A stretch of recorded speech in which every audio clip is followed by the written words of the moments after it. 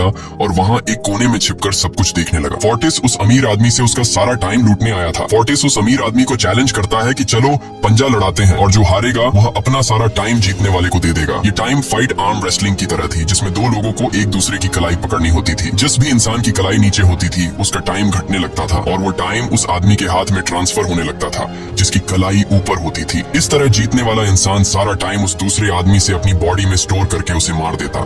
Fortis उस आदमी से कहता है, क्या तुम इसके लिए तैयार हो? इस पर उस अमीर आदमी ने कहा कि मैंने बहुत ज्यादा ड्रिंक की हुई है, इसलिए मुझे कुछ टाइम चाहिए, उसके बाद मैं तुम्हारे चैलेंज के लिए तैयार हूँ। फोर्टिस कहता है कि ठीक है, ये तुम्हारी आखिरी ख्वाहिश है, जाओ मैं तुम्हें तैयार होने के लिए कुछ मिनट देता हूँ। फोर्टिस उसके साथ अपना एक आदमी भी भेज देता है ताकि यह भाग न सके। वो अमीर आदमी बाथरूम में आकर बहुत ज्यादा उल्टियां करने लग जाता है क्योंकि उसे काफी चढ़ गई थी। इसलिए अगर वो इस हालत में फोर्टिस से पंजा लड़ता तो इस अमीर आदमी का हारना कंफर्म था। तभी विल वहाँ पर आ जाता है। वो फोर्टिस के आदमी को मारकर उस अमीर आदमी को अपने साथ उस जगह से बाहर निकाल लेता है और उसे फोर्टिस से बचाकर एक सेफ जगह पे ले आया। विल ने उस अमीर आदमी से कहा कि मैंने तुमसे कहा भी कि तुम्हारी जान को खतरा है, तुम जानबूझकर अपना टाइम क्यों बर्बाद कर रहे हो। वो आदमी विल को अपना नाम हेनरी बताता है और वो विल से पूछता है कि तुम्हारी उम्र कितनी है। विल ने बताया 28 साल। हेनरी ने कहा, मेरी उम्र 105 साल है और अब मैं जिंदगी से थक चुका हूँ। मैंने अपनी लाइफ में हर एक चीज का मजा लिया है और अब मुझे इस जिंदगी की जरूरत नहीं है, मैं जीना नहीं चाहता। ये सुनकर विल ने हैरानी से पूछा, आखिर तुम कहना क्या चाहते हो? इस पर हेनरी ने कहा, लगता है तुम अब तक हकीकत से अनजान हो। क्या तुमने कभी सोचा है कि इस दुनिया में अलग अलग टाइम जोन्स क्यों बनाए गए हैं?